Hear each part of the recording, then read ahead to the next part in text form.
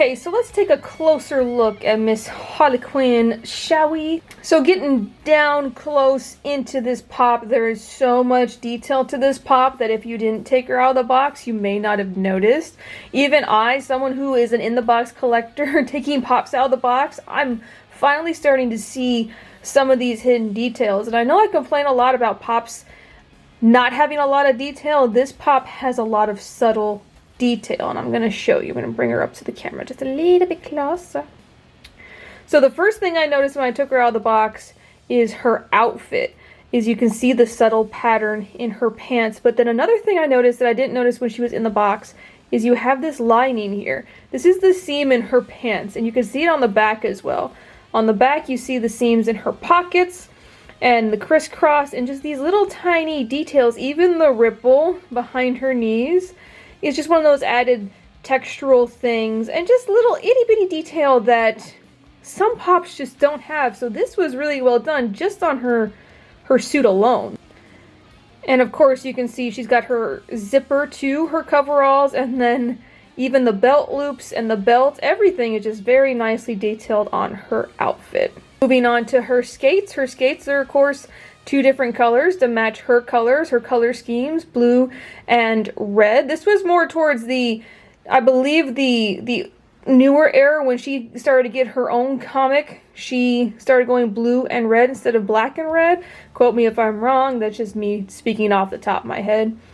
Her hammer actually has some very nice details as well, typically painted as a typical Harley Quinn hammer as it looks in the movie. I do believe though in the movie there's a little bit more detail on either side. I think this is more simplistic of a way of decorating it. I could be wrong. I could be thinking about the Suicide Squad hammer, but the Suicide Squad hammer had, you know, a face on one side and was more decorated than this. But I barely just saw the movie in theaters, so I could be completely wrong. But I think her hammer usually is a little bit more detailed than this. Another great detail is of course her tattoos, because not only are they the diamond red and black tattoos, but these are actual individual diamonds to create a diamond, which is a nice little detail that I didn't notice up close before.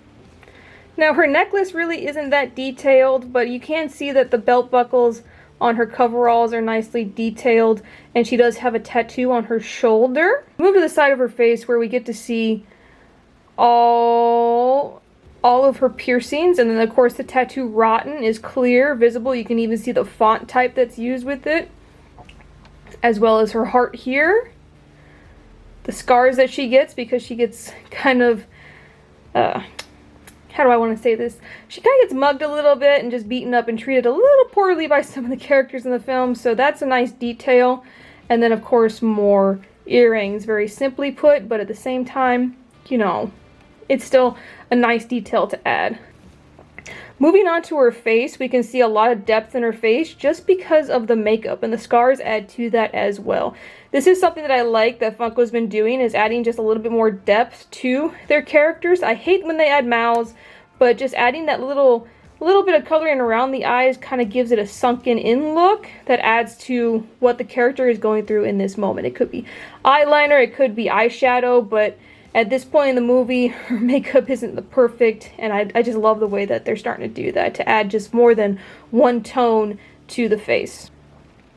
And I love the sculpt on her hair. Hair can give a lot of personality to a pop. The detail on the paint and the fade, the way that it should be, that nice ombre effect, but just the texture alone, and then adding the back bangs as well, the little tuft of hair at the end, just to add more depth to the character, as well as her bangs as well. And that is it for this review. What did you guys think of Harley? Do you like this variation of Harley? I know we have tons of variations of Harley that have come out recently because of the Birds of Prey movie. Are there any Harleys that you want me to review? There are some Harleys I do not have, but I want to say I have about 95% of them. I just need 2 or 3 more. But let me know what you think down below of this review and this pop. Comment down below any pops that you would like me to review, and I will see you guys again tomorrow. Bye, everybody.